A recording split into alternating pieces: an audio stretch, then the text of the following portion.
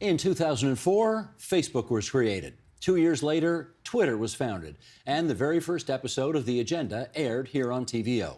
Fast forward to 2011, and social media were seen as helping sow the seeds of democracy in the Middle East during the Arab Spring. And many were optimistic that these growing connections would help harness the wisdom of the crowd. So, what happened? How have social media evolved? How have social media changed us? And has it been a net negative or positive? Let's take the long view on social media with, in Portland, Oregon, Cory Doctorow, journalist and author of Picks and Shovels, a Martin Hench novel. On Manhattan Island in New York City, Douglas Rushkoff, professor of media theory and digital economics at the City University of New York, Queens College, and author of the upcoming book, Program or Be Programmed, 11 Commands for the AI Future. In Somerset County, New Jersey, Jeff Jarvis, author of The Web We Weave, Why We Must Reclaim the Internet from Moguls, Misanthropes, and Moral Panic. He's also a visiting professor at Stony Brook's School of Communication and Journalism. And with us here in the studio, Vass Bednar, managing director at the new Canadian Shield Institute, fellow at the Public Policy Forum, and senior fellow at CG, the Center for International Governance Innovation. And I cannot think of 4 people I would rather have this conversation with than you 4. So let's get to it. Great to see you all again here on TVO. We want to start by going back to the year 2011 and the Arab Spring. Zeynep Tufekci was on our program, the author, and here is what she had to say. Roll it, Sheldon, please. Clearly, social media have played a role in enabling the populations of these countries coordinate, communicate, and create a counter-public sphere that was not directly censorable by the state. I mean, I don't think it's a coincidence that these dictatorships and authoritarian regimes have been able to withstand 30 years of stability to be undermined at this particular juncture in history. There hasn't been this ability to come together and to create a voice that could then do what we've seen in Tunisia and we are watching very intently in Egypt. That was 14 years ago. Cory, start us off. How would you describe the optimism around social media at that time? Well, I think at its best, it was not optimism, but hope. It was the idea that although things were bad, we could see a way that people could work together and do something that might make it better. And even if we couldn't see a way all the way through to the end, right? We didn't know how social media could be used, for example, to establish a stable democratic government in countries whose autocrats were falling as the result of social media mobilizations. We knew that if we could take one step, we might be able to bring into vision, bring into clarity some other step that we couldn't see from the elevation we were at the moment. And that as we ascended in this stepwise fashion, we might be able to see our way all the way through. After all, life's not a novel. It doesn't have a smooth plot from A to Z. Life is complicated, and you often can't plot your way all the way through. Vass, how did you see it?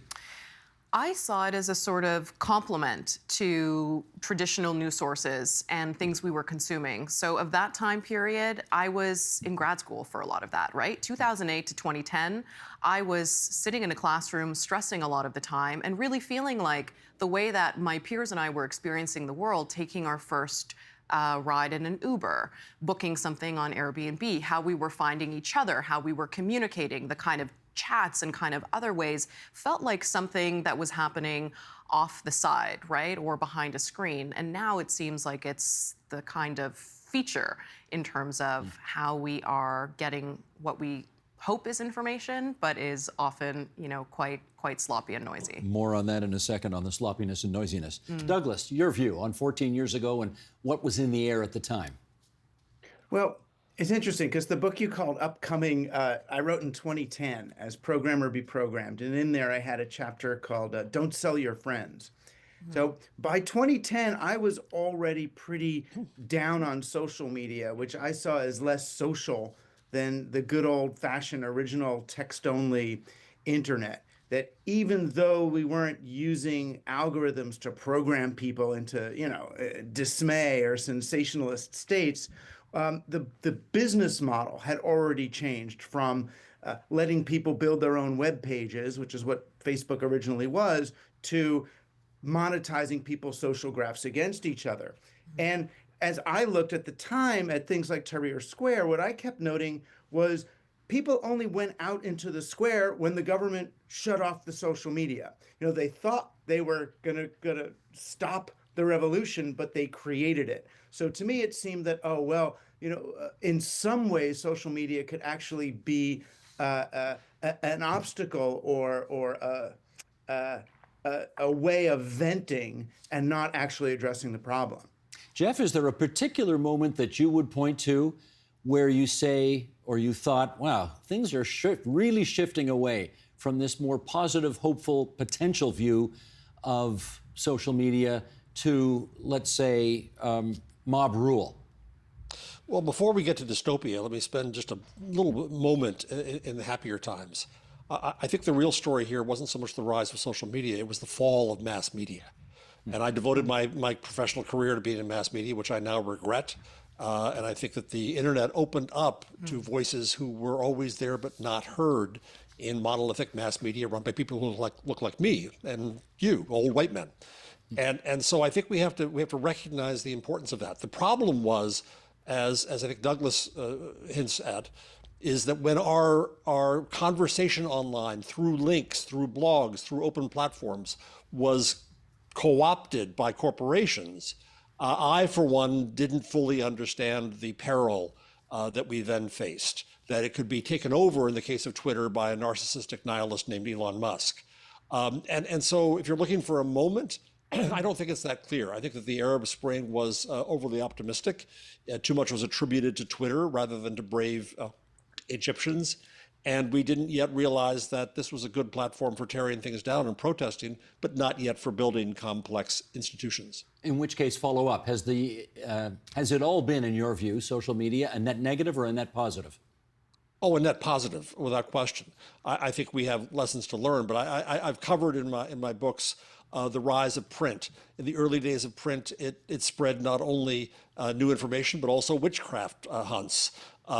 Print took a long time before we developed the institutions to assure through editing and publishing quality and artistry and authority. It's going to take time, I think, to figure out how to do that in this current wave, but I'm very happy that I can hear voices who I couldn't hear before. Cory, net negative or positive? Oh, I think a net positive, but also that we are in a moment where things are changing very quickly and up for grabs. So, you know, to Jeff's point, I don't think that I or the people who are in my orbit underestimated how bad it could be if the internet were co-opted as a system of control, a system of censorship, a system of surveillance. You know, people don't get involved with nonprofits like the Electronic Frontier Foundation, where I've worked for 23 years, because they think everything's just going to be fine. You have to, on the one hand, be quite hopeful about where things could go, but also quite fearful about where they could go if they don't go well. In the last 5-6 years, we've seen this global wave of anti-corporate regulation, antitrust law, competition law. Canada got a new competition law last year. And it's quite wild in light of the political science truism that if there's something billionaires want and the people don't want, or vice versa, there's something that everyone wants and billionaires don't want, that the people never get their way. This is the first time in my memory that something that people wanted and billionaires didn't want actually started to come true. And I think a lot of that has been driven by our frustration with what happened to social media, which, after all, we all got on because we quite enjoyed it. We liked having the forum where we could be with people we enjoyed, our friends and people halfway around the world who entertained us or made us think.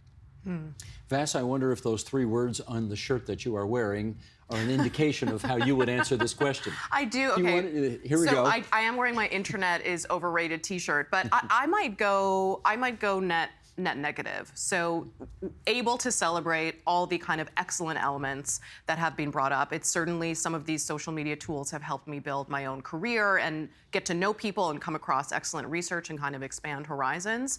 But when I think about the design, the addictive design of the endless scroll and what it's doing kind of to our brains writ large, and I think of the crisis of literacy, and I think of the recent news that we are making reading sections of the SAT in the US kind of shorter and bite-sized, kind of in a reaction to people having trouble with more sustained, dedicated reading, I have to implicate social media and some of these tools in just how it's rewiring our brains and kind of what that means for our ability to think critically, and also to connect. Douglas, how about you? Net negative or positive?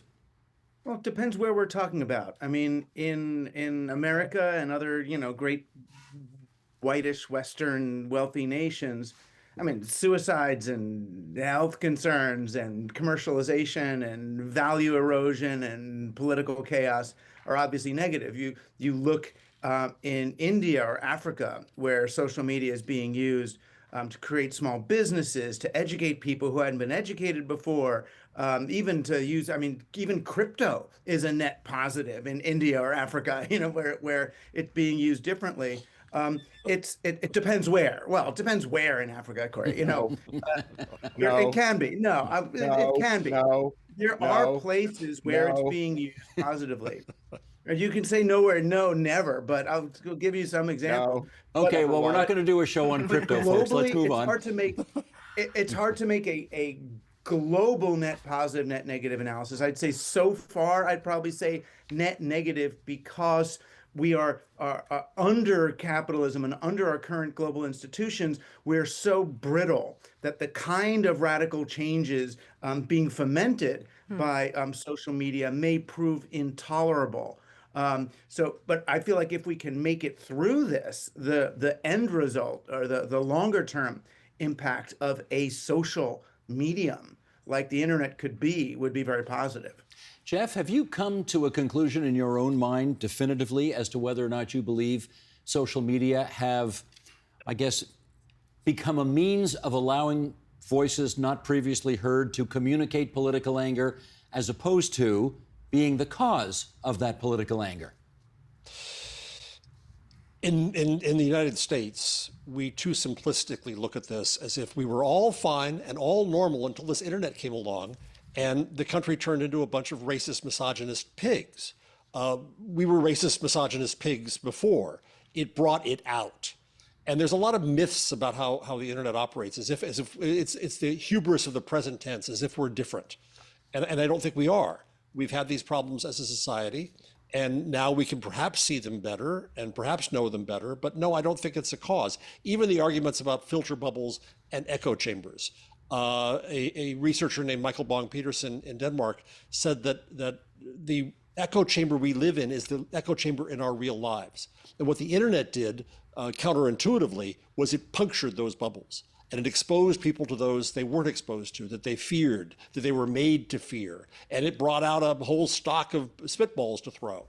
And so I think we have to recognize that technological determinism of our problems or our solutions is simplistic. We have huge underlying problems in this society, in this country, sorry to you, Canada, for what's going on to you right now from us, that we've got to grapple with and are not. You're the 6,222nd person who has apologized for. Anyway, that's another. Usually it's you guys who apologize, but it's our turn. Right. Vass, how about it? The issue of whether or not this is just the means of communicating political anger as opposed to creating it. I mean, studies also show that more polarizing content gets amplified and kind of shown or is kind of more tantalizing. The monetization models, as has been alluded to, change some of the incentives, right? So the bargain for us, and back to that kind of early, like what was exciting or kind of cool, that premise of what it was maybe for you and I and all of us connecting online was different than the kind of undercurrent that underpins the companies, right? So there's always been a divergence there in terms of what we're paying for with our time and our attention, or if you're paying for a blue check or something on Twitter, which I have trouble calling X, but I can if I need to. yeah, that's sort of what I come back to there. And don't forget saying sorry to Canada. I mean, Meta's not saying sorry to Canada. Meta turned off news, formal news for Canada some years ago now because they're so resistant to regulation. And people still access what they consider to be news information there, and it tends to be slanted towards from right-wing outlets that have a very particular intention. So I would say that's not part of positives happening in Canada. Cory, your take on that? So I think we created a system where when these platforms changed in ways that we didn't like, we were at their mercy. So back in 2010, when James Moore and Tony Clement were ministers in Stephen Harper's government, they did a consultation on a law that basically the U.S. Trade Representative had insisted on. It copies and pastes an American law called the Digital Millennium Copyright Act. And over 6,000 Canadians wrote in and said, this is a terrible idea. We shouldn't have it because it banned Canadians from changing how American technology worked, from making plugins or ad blockers or, independent repair tools for tractors. Anytime there was a digital lock, we couldn't unlock it. So over 6,000 Canadians said, no, we should, if like we use something or if it belongs to us, if Facebook shuts off the news, we should be able to change the app or we should be able to change the device so that it responds to our needs. 53 Canadians responded to that consultation saying they like the idea. James Moore resolved this problem. He went to the International Chamber of Commerce meeting in Toronto and he said, those 6,000 plus Canadians who disagree with me, they are, quote, babyish radical extremists. And I'm going to throw out everything they said. And Stephen Harper's whipped his caucus and they passed Bill C-11 in 2012. And so now it's a crime to modify anything from the Facebook app so that it shows you a news feed, to modify your printer so you can use generic ink in it, to modify your tractor so you can fix it, to modify the Medtronic ventilators our hospitals all use so that during the lockdown, independent med techs could fix it in the hospital rather than have non-existent Medtronic service technicians come out. And so all of that basically meant that these companies, we were at their mercy. You may remember when Lily Tomlin used to do these ads on Saturday Night Live for the Bell system, she'd pretend to be an operator and she'd finish them. She'd say, we don't care, we don't have to, we're the phone company, right? We think of these companies as too big to care. And I think that's right. It's not just that they're too big to fail and too big to jail. They can make changes. And unless we're willing to endure the cost of leaving behind all the people who are there, who love each other more than they hate Mark Zuckerberg, and who have this coordination problem of agreeing to leave and go somewhere else, we get stuck there. And so I don't think we should be surprised that these, flawed, terrible people, when we set them loose and turned their users into hostages, decided to squeeze us to make their shareholders richer. But, that's not the mystic great forces of history or the iron laws of economics making those services bad. That's a specific name policy choice made by a named individual in living memory who was told what the consequences would be. And those consequences have come true. And nobody is holding those individuals to account. Let's move to a different subject now, and that is the attention economy. All social media companies have one thing in common, and that is they want our attention. Our ability to pay attention right now seems to be dramatically affected by social media. Absolutely. All because they've managed to convince us that we have to have these things in You our were on pockets. your phone too during the episode, but I think it was for the show. I don't First think of all, you were on socials. I was not returning emails. In Yeah. fact, Sorry. I can tell you, this is how the control room I believe you. communicates with me. I totally believe you. Sorry. This is how I'm not looking up the score of the Red Sox No, I game know. last night. This is how the control room communicates Yes. with me during the course of the program. I get text messages through them. But you're right. I mean, this is an increasingly massive part of where our attention goes nowadays. And maybe, can I pivot over to Douglas on this? This can't be a good thing that social media has somehow managed to convince all of us to carry these devices in our pocket so they can have control over our brains. It's funny. I mean, the internet used to be something, we had this term, we called it going online. And going online meant you were going to go to your computer and plug in the modem and dial up into a thing and download a conversation, then read it offline, then type your response and then upload it. It was kind of like chess by mail.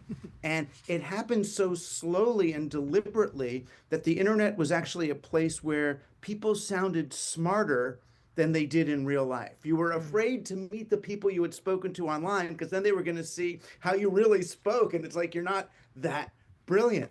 I mean, it's odd. And I remember, but by the time we got to like 2011, and social media, this kind of always on media, it was strap it to your body and have it ping you and vibrate every time that somebody, has anything that they want to interrupt you with. It puts you in this state of confusion. And I remember in 2011, I wrote an article that I was going to be leaving social media. I'm going to leave Facebook. I don't want to do this anymore. I don't want to sell my friends. And I got all these emails from people saying, how are you going to live without the internet? As if all of the other internet applications, like email and texting and BBSs and all that, as if those somehow went away if you stopped using this one commercial website, is what Facebook was. It was a website. And that's the tyranny of social media, is that we think that these commercial, sort of little techno-feudal empires are the internet. There's a whole lot of ways to use this that are not news feeds of algorithmically devised content to get you to think in weird ways and buy stupid stuff. Cory, you got to admit it's brilliant of the social media companies, for good and for ill, I guess, that they've managed to convince all of us that we can't live without these devices in our pockets, and therefore we have become attention deficit slaves to their whatever, to their brilliance, to their malfeasance, all of the above. So look, I don't like these companies and I don't like their products. I've been a Zucker vegan since the mid-2000s. I don't have any Facebook products. Lips that touch Mark Zuckerberg shall never touch mine. But I also am keenly aware that we have been talking about the impact of media on our attention spans for a very long time. You have Socrates possibly apocryphally complaining that once we learned how to read, we stopped memorizing things and that we didn't pay attention the way we used to. You have Thoreau complaining that once we complete the telegraph to the United Kingdom from America, that all we'll hear is tittle tattle and gossip, the fact that Princess Anne has the whooping cough. And these companies, they like these myths, right? The idea that they are dopamine hacking wizards helps them sell advertising, right? If they can go out there and say, like, why should you pay a 40% premium for advertising on Facebook? Well, look, you don't have to take my word for it. My critics will tell you I'm an evil wizard. I can sell anything to anyone. My products work extraordinarily well, but everyone who's ever claimed to have a mind control ray was either kidding themselves or all of us, right?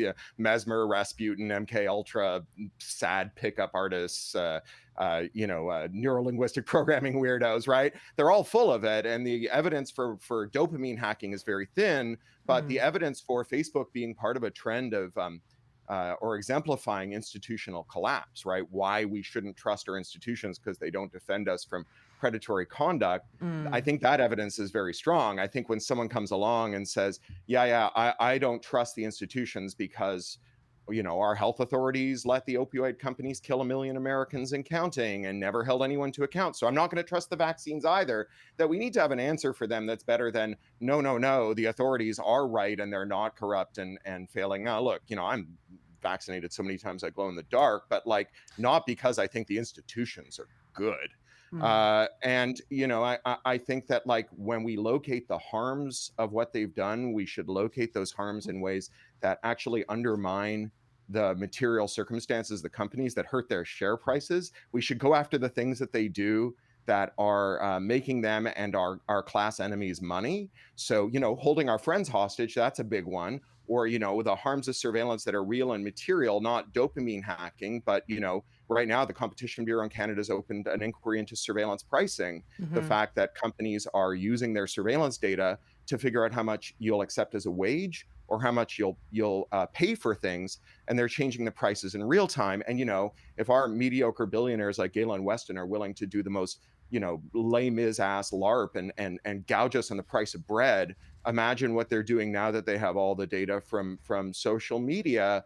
American contract nurses are now being bid out shift labor at a price dependent on their recent credit history, and nurses that owe more credit card debt are offered a lower wage, right? Those are the harms of surveillance, right? That if you are in debt, they pay you less because you're more desperate. It's not a kind of manipulation. If people are believing in conspiracies, it's because we live amid conspiracies by rich people to destroy our lives, which makes the conspiracies plausible. And rather than running around and telling them they shouldn't be conspiratorial, maybe we should fix the institutions so that the conspiracy theory is itself less plausible. Cory, you were on a roll there, channeling your NDP candidate, Gore Doctorow father there for a real burn. Wow, that was impressive. Okay. And he was also a TVO tech commentator. He used to be on Bits and Bytes, my dad. Very good, very good. Just before, Jeff, I get you to weigh in on this, let's play a clip here from MIT psychologist and author Sherry Turkle, who was on this program 10 years ago and weighed in on the issue of, with all of the attention this thing is now sucking out of us, and demanding from us in some respects, how do we deal with being alone? Sheldon, roll it if you would. If you don't teach your children to be alone, they will only know how to be lonely.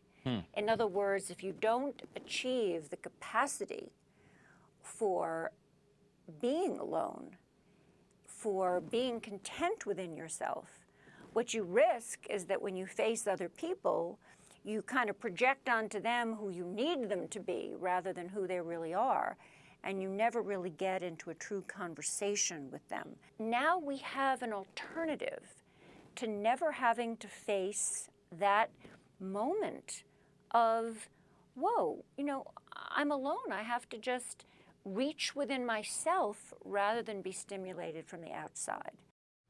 Jeff, have social media made us lonelier? To the contrary. I get to talk to people around the world now in ways that I couldn't before.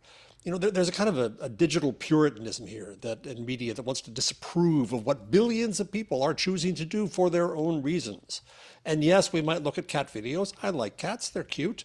We also do other things. I'm finding out about the demonstrations in the United States right now, not through mainstream media, but through social media. I find great comfort in the movements that have been created through Black Twitter. And Black Twitter is still on Twitter in spite of Musk, because it's a place where they built community in spite of itself. They used its affordances for their own ends. There are lessons there about how to use these tools for what we want to do with them. And what we want to do with them is to connect to other people.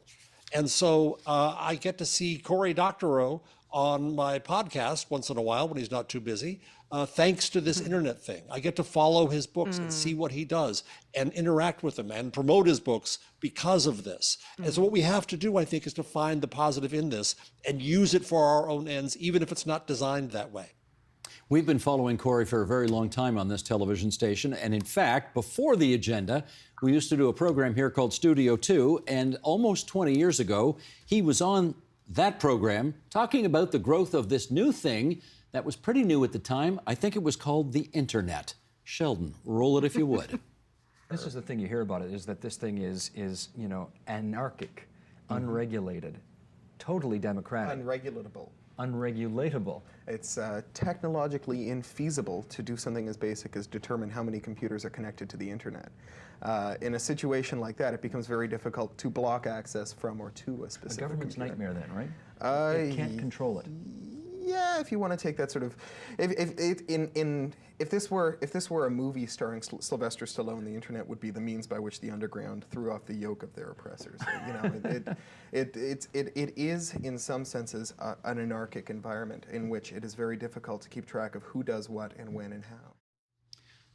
Well, clearly the takeaway there is that I'm dressing better, and Cory, you're looking way better. So that's the number one takeaway. I think I look like Cory in the past, actually. Well, what? Okay, Vass. That hairdo, Cory. That hairdo. Talk the about a flat top, misspent man, I youth. thought that went out when I was a kid. That was something else. That was amazing. What about anarchic, unregulatable back then?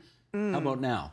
Well, different levers of regulation, right? Of course, we see different efforts across the world trying to use the tools that we have or create new pieces of legislation where we think we need new tools.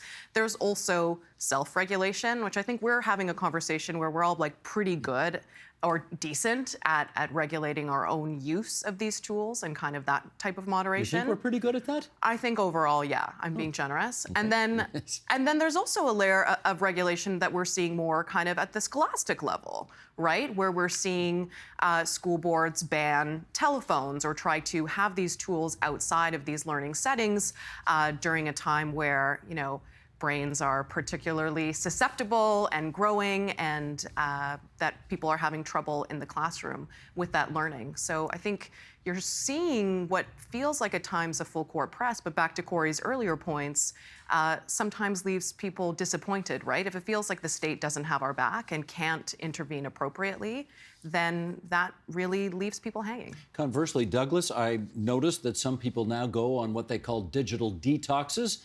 Yeah, I remember back in like 1999, I published a piece called "The Sabbath Revolt," and what I was arguing was that people take a digital Sabbath, they take 1/7 of their time. You know, if it was good enough for the Israelites, maybe it would be good enough for us to have one day where you don't produce and consume, where you don't use screens, just so you can kind of recalibrate your nervous system. And I mean, I'm glad that, what is this, 25 years later, now people are finally saying, hey, maybe we should, you know, take one day off a week from social media. But in some ways, the fact that we're having this conversation reminds me that social media is not the thing. I mean, artificial intelligence is the thing. As we were watching Sherry Turkle talk about people being lonely, it's like, there's a, you know, we have a solution for that. We have an app for that. You know, if you're lonely online, then the app can be your friend. And I really think that we're currently in it. The fact that we're having the social media conversation kind of means that we're on to the next battle, which I think will be with these more intelligent agents and the way that they interact with us more than the way we react with each other's media on social media. I mean, that would really be my answer to what Jeff was talking about. I don't know that social media is connecting us to other people so much as to other people's media. And what we're losing is the ability to actually connect in real time, real spaces with other people's bodies, socially, psychologically, somatically. I do wonder, though, Jeff, whether or not, as we do today, we look back at, say, 25 or 50 years ago and think, you actually allowed smoking in elevators? You actually allowed people to smoke in planes or in movie theaters? I mean, we think it's ridiculous now that anybody would have allowed that. I wonder if 25 or 50 years from now, we're going to look back and say, you guys actually obsessed on these social media platforms for as many hours a day as you did? I don't know. What do you think? With respect, it's kind of a Canadian regulatory reflex here that we're going to regulate behavior. People are going to do what they're going to do. Witness in my country right now, they do stupid stuff. They say stupid things. They're following stupid leaders. And it's really hard to imagine how we can regulate them out of that. What we need to do is educate them out of that. And that's why there is an attack on education in this country right now, and on science, and on medicine, and on the institutions that we need. There's a weird flip that's occurred in the world of late, where conservatives, so-called, used to be those who conserved institutions, who protected them from change. Progressives tried to change them. And now we've turned around where it's the conservatives, so-called, in this country, who are trying to destroy them with bunker-busting bombs.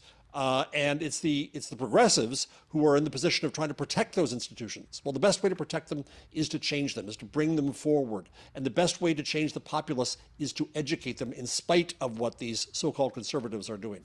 No wonder I'm so confused these days. Everything is bass-ackwards the way you just described it. So, okay, I get it now. Let's spend our remaining moments here just... given that none of us, few of us, would have anticipated where we are today 25 years ago. You just couldn't imagine what was coming next. Vass, is it even possible to imagine what any of this is going to look like 10, 20, 25 years down the road? It's possible to imagine, I think, for better or for worse. I think Cory often brings sort of science fiction forward to us as ways to imagine possible futures, both good and bad. We've anchored a lot of our conversation, I think, on text and visual-based media through social media, but really the dominant form of news that people are receiving is now video, right? And that kind of endless scroll. So is the future videos produced by AI and AI friendships and AI text messages because we can't bring more humans to these platforms? Is that really a future that we want and that will serve us well? Probably not, but for companies that want to grow and grow and grow and can create fake people and fake ideas, that seems kind of useful for them. Yikes. Okay, 30 seconds to Douglas, 30 seconds to Cory. Go ahead, Douglas. I don't know even what to answer here. Exactly. Yeah. I mean, we're in a rapidly changing world where social media, AI, all of these media are really calling on us to retrieve what it means to be human, what it means to be social, what it means to be political. You know, whenever there's something that destabilizes us, we're going to have lots of reactionary forces coming to try to, how do we, figure out how to enforce corporatism or the extraction of capital from people in this new environment. But that wobble is also an opportunity for people to re-socialize, for people to discover each other in new ways. And I always look at times of instability as opportunities for people to reclaim the world in which we live and to start using our tools in ways that we find pro-social, pro-educational, and distribute it. Cory, last word to you. So look, if we're going to be doing anything in 30 years apart from, digging for rubble, looking for canned goods while the wildfires rage around us, it's going to have to be a massive program of climate remediation, which is going to be very hard to coordinate without digital tools because it's a global issue. So, in 30 years, maybe we'll be using tools to figure out how to relocate our coastal cities 5 or 10 kilometers inland, how to deal with more zoonotic plagues as we have habitat loss. All of that stuff may sound dystopian, but it's dystopian only in the sense that if we don't rise to the challenge, it will be not just a disaster, but a catastrophe. To make it a mere disaster that we live through is something that, 40 years after, we'll look back the way Britons think about the Blitz spirit.